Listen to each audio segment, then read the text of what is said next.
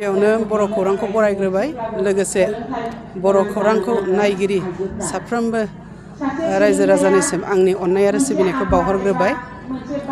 दा नैबे दा सोलिबाय थानाय बिजनी जिल्लायाव पेटागाव 1 नम्बर बे थानसालिनि लांगोनायाव दुलाराय बाथौ गौथुमनि दथि सावरायमेला सोलिगासिनो दङ।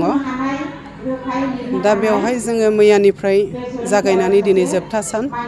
मैया जों थान्दै मेल जिरायदों। थान्दै मेलाव माखासे जिल्लाफोरनिफ्राय मोनफैनो हानाय बिथांमोना माखासे रिपर्ट होदों। रिपर्टनि गेजेरजों माखासे थांखि लानो हानाय बेबायदि जोंनि गेजेराव बेरखांदों। जाय थांखिनि गेजेरजों थांखिखौ लायोब्ला जोङो माने इयुनाव खामानि मावनो जों मोजां जालांगोन बा मावलांनो हागोन। बेबायदि जोंहा मोनसे सावरायनाय गेजेरजों जों थांखि लानो हादों। नाथाय बे थांखिखौ जोङो गाहाय आफादनो साबमिट खालामग्रोनांगोन आरो बे थांखिफ्रा जेब्ला बिथांमोनजों बजबजागोन, गनायथि होजागोन, अब्लासो जों बेखौ मावफुंनो हागोन।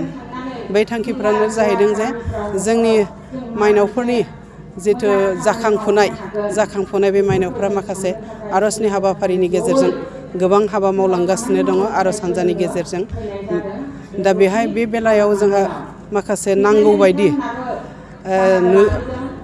गोबां सुबुंनि बा बिबानगिरिनि आंखालनि जाहोनाव दिनै माने मायनावफोरनि गेजेरावबो बावजेनगिरि हिसाबै जोंनो बावजेनग्रा नांगौ जानायाव जों बेखौ मोननो हानायनि जोङो मोनसे थांखि लादों।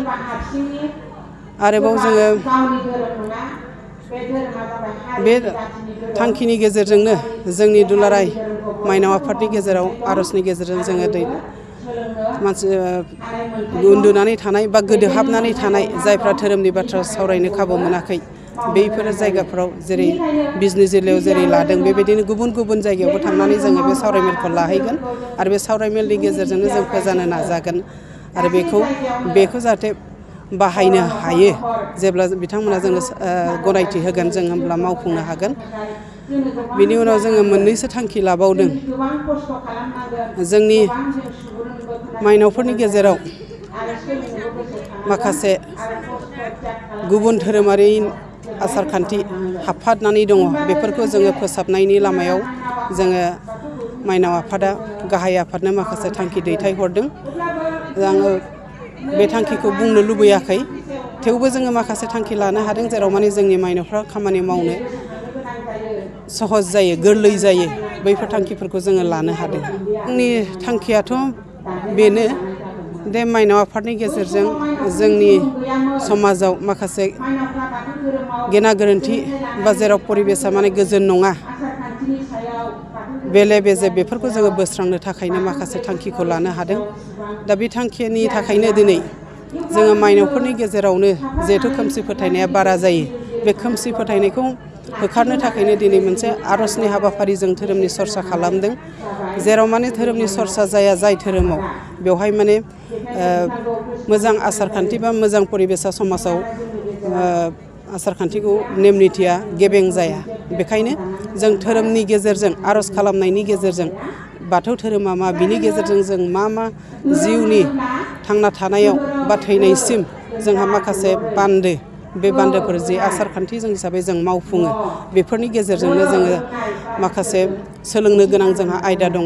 जायखौ जों धोरोमाव जेब्ला जों हाबगोन, धोरोमखौ स्टाडि खालामगोन, अब्लासो जों बिनि माखासे बाथ्राफोरखौ जों मिथिनो हागोन। आरो बेनि गेजेरजोंनो जोंनियाव जे गुबुन जायफ्रा माने धोरोमनि फारसे मिथिनो नाजाया आरो बिथांमोना माने धोरोमनि सरसा गैया, बेफोरबायदि जायगायाव माने बांसिन खोमसि फोथायनाया फैयो। बायदिसिना ओलोंगिखांनायनि गेजेरजों बायदिसिना बेबायदिनो बायदिसिना नेमखान्थि, जाय नेमखान्थिया धोरोमनि हेंथा, बेफोरबायदिनि गेजेरजों खामानि मावलांनायखौ नुनो मोन्दों। आरो बेफोरखौनो जोङो फोसाबनो थाखाय दिनै दुलाराय बाथौ गौथुम मायनाव आफादा माखासे थांखिनि गेजेरजों गोबां मायनावफोर, जिल्लानि मायनाव बिथांमोनखौ हांख्रायनानै दिनै जों नैबे समसिम, दिनैनि बे सानसिम जोङो गोबां जौगानायखौ जों नुनो मोन्दों, सांग्रांथिखौ नुनो मोन्दों। इयुनावबो जोङो बेबायदि खामानि मावलांनो हागोन जेराव माने जोंनि खोमसि फोथायनायखौ जों लासैनो होखारनो हागोन। बे जोंनि फोथायनाय आरो बेखौनो जोङो बोराइ बाथौनि सेरावबो जोङो बेखौनो आर'ज गाबबाय थायो आर'जनि गेजेरजों। आं मैयानिफ्रायनो दंफैयो। मैया थान्दै मेल आरोबाव आर'ज बाथौ आर'जनि प्रग्राम दंमोन, बेवहाय दान्दिसेब्लाबो नुजानो हादों आरो आर'ज मेथाइ रोजाबनायनि बे हाबाफारियाव मुस्रि पबित्र बर'आ बोसोनगिरिमोन। बोसोनगिरि हिसाबै बिथाङा गोनां गोनां बाथ्राखौनो बुंनानै थान्दैफोरनो गोजोन होनो हादों होननानै आं नोजोर बोनानै बुंनो हायो। आरो बिथाङा राजखान्थियाव आगान सुरनाय, थेवब्लाबो गोदोनिफ्रायनो जों गायसनजेननायनिफ्राय बिथांखौ आं लोगो मोनबोदों।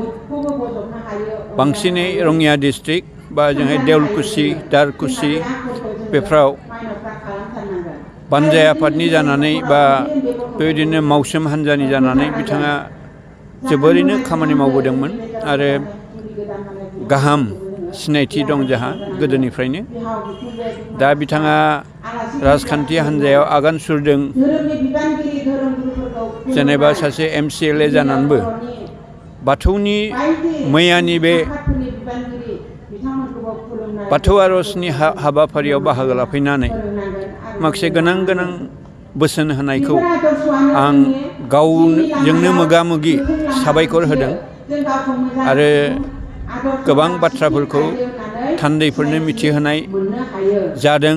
बेखौ आन्दाज मोननानै आं बिथांनो रोजा रोजा साबायखर जासिदों सिगाङावनो। बे मैयानि जा हाबाफारि मोजाङैनो मोजां जानानै थांबाय। दिनै फुंनिफ्राय आर'ज बा बेबायदिनो सौभेनिर बिसम्बि बेखेवनाय आरो बिदिनो डनारनि आखाइजों गिबि गिबि रां बावनाय बे खामानिया जालांबाय। बेबो मोजाङैनो जानानै थांदों। दा गेवलां सावराय मेलनि हाबाफारि सोलिगासिनो दङ। बे गेवरां सावराय मेलनिनो बुंथिगिरि सासे आगु माइन' आफादनि आफादगिरि फुलेस्वरि नार्जारिया बिबुंथि होगासिनो दङ आरो आं मिथिगौ बिथाङा 2005 मायथाइयाव माइन' आफादनि आफादगिरि जानानै गोख्रोङै बे आफादखौ दैदेनबोदोंमोन आरो आंबो बै समाव गागि दुलाराय बाथौ गौथुमनि आफादगिरिमोन। जों बिथांमोननि आरोबाव रायखांनाय जायो जिनु स्वर्गियारि नाय, गबर्धना बरपेटा कलेजनि दा बिथाङा बिबुंगिरि। बेबायदिनो आरो गुबुन जोंनि मावथि सोद्रोमाफोरखौ लानानै जों सनितपुर, नगाव, कलियाबर, ओजोंहाय लखिमपुर, धेमाजि बा गुबुन गुबुन हालामाव जों डिस्ट्रिक्टआव दावबायदोंमोन। अरुणाचल, नेपाल हालागैबो जोङो दावबायदोंमोन आरो बे फुलेस्वरि नार्जारियानो दा बिबुंथि होगासिनो दङ आरो बिबुंथिगिरि हिसाबै बिथाङा खोनासंगिरिफोरनि गोसो बोगथाबनो हायो आरो मोजां बिबुंथि लाखिनायनि गेजेरजों जोंनि खोनासंगिरि बा बाथौ सिबियारिफ्रा बिथांजों बोगथाब जायो होननानै आं मिथिगौ। आरो बे लेक्सार होनायनि उनावनो, बिबुंथि लाखिनायनि उनावनो आंनि बिबुंथि दङ। बे बिबुंथिखौ आङो सुंद'यै लाखिनांगौनि मोनसे गोनांथिखौ आं सानदों। मानोना बेवहाय जोंहा ओंखाम जानायनि प्रग्राम दं, आरोबाव गुबुन गुबुन जिल्लानिफ्राय बेवहाय थान्दै महरै फैनाय बिथांमोनहा थांफिननांगौ बेलासेनि गेजेरावनो। बेनि थाखायनो आंनि बिबुंथिया गुसुं जागोन। आं बेखौ दा थिरांथा लाखाबाय, गरन्थ खालामखाबाय। दा बे सावरायमेल जथुमनायनि जा हाबाफारि, बे हाबाफारिया मोजाङै मोजां जाफुंलांनायाव आं गोजोननाय मोनदों। मानोना जोङो बे आफादखौ दाजेननायनिफ्राय नांथाबनानै दङ। आङो बिजनि खेराइसालि, आन्सलिक खेराइसालियाव 1972 मायथाइनिफ्रायनो नांथाबबोदों बिनि उनावसो जोङो क'क्राझार जिल्ला दुलाराय बाथौ गौथुम दादों आरो बिनि उनाव दुलाराय बाथौ गौथुमखौ जोङो 1992 मायथाइनि 16 मे खालि